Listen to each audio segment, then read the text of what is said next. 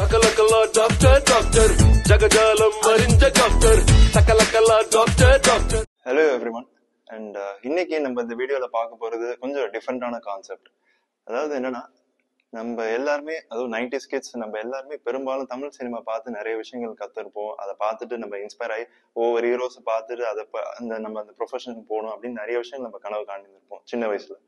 அந்த being in health care professional, இன்னைக்கு எதுக்கு இந்த இதை நான் எடுத்துட்டு வந்திருக்கேன்னா, நம்ம பார்த்து வளர்ந்த நிறைய தமிழ் சினிமால ஒவ்வொரு காட்சி, குறிப்பா ஒரு மெடிக்கல் ஃபர்ஸ்ட் எய்டு வர ஒரு காட்சியா நம்ம அதை பார்த்துட்டு அதுல இருந்து நம்ம அடுத்தடுத்த சீனுக்கு போயிருப்போம். பட் எனக்கு அந்த காட்சியில பார்த்து, அந்த சீனை பார்த்து இன்னைக்கு பெரும்பாலும் காமன் பீப்புள் இன்னமும் அதே மாதிரி தான் ஃபாலோ பண்ணிட்டு இருக்காங்க. விச் மீன்ஸ் ஃபர்ஸ்ட் எய்டு எப்படி கரெக்டா பண்ணணுங்கிறது தான் இந்த வீடியோட கான்செப்ட். ஸோ இன்னைக்கு நம்ம இந்த வீடியோக்கு we have doctor Tarun, emergency consultant with us. Hi doctor Tarun. அனைவருக்கும் வணக்கம். நான் doctor Tarun, emergency consultant. First of all, thanks for inviting doctor Arjun, my good friend and colleague. Doctor, ரீசெண்டா ஒரு டிவியில ஒரு படம் பார்த்தேன், ஜீன்ஸ் படம். எனக்கு தெரிஞ்சு பெரும்பாலும் நம்ம ஆடியன்ஸ் சரி எல்லாருமே அந்த படம் பார்த்துருப்போம். அதுவும் 90s கிட்ஸ் கண்டிப்பா பார்த்துருப்போம், ஏன்னா ரொம்ப ஹிட்டான மூவி.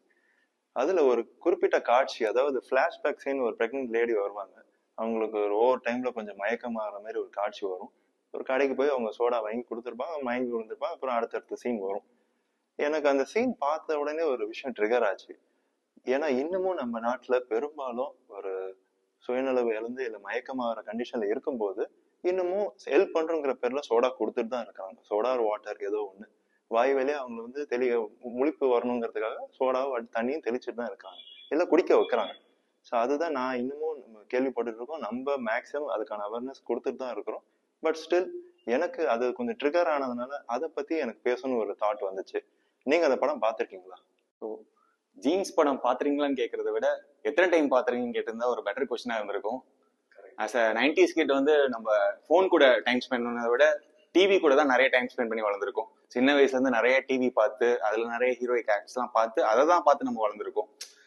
சின்ன வயசுல அந்த கோலி சோடா உடச்சி மூஞ்சில தெளிச்சு அந்த அவேக் பண்ண வைக்கிறது, பேஷண்ட் கான்சியஸ் வர்றது, அதுக்கு பேக்ரவுண்ட் மியூசிக் எல்லாம் போட்டு அதெல்லாம் பயங்கர சினிமாட்டிக்கா. ஆமா, சின்ன வயசுல இருந்து அதை பார்த்து தான் நம்ம நிறைய வளர்ந்துருக்கோம்.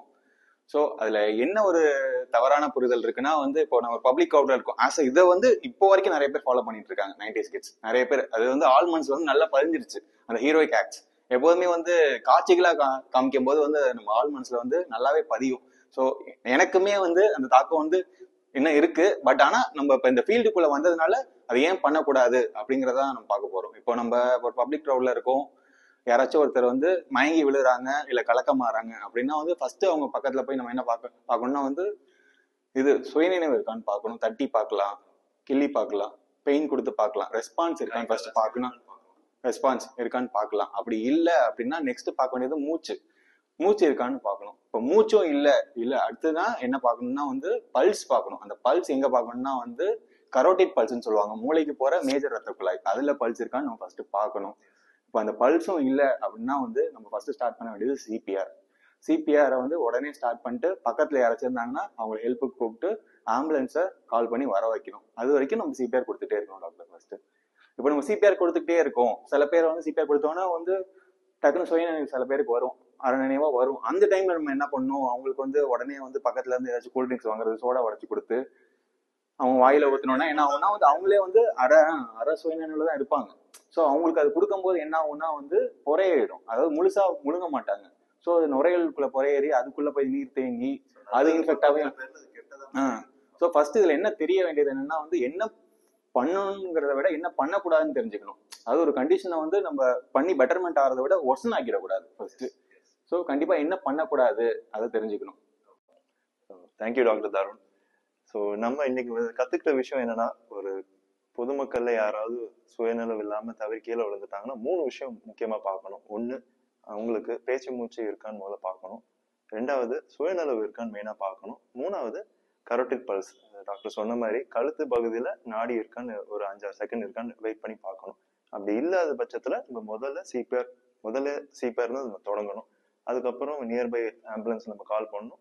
ஸோ நியர்பை அவசர சிகிச்சை பிரிவுல இருக்கிற ஹாஸ்பிட்டல்ல போய் சீக்கிரமா போய் அடுத்த மெடிக்கல் ஹெல்ப் ப்ரொவைட் பண்றது தான் அந்த பேஷண்ட் நல்லது.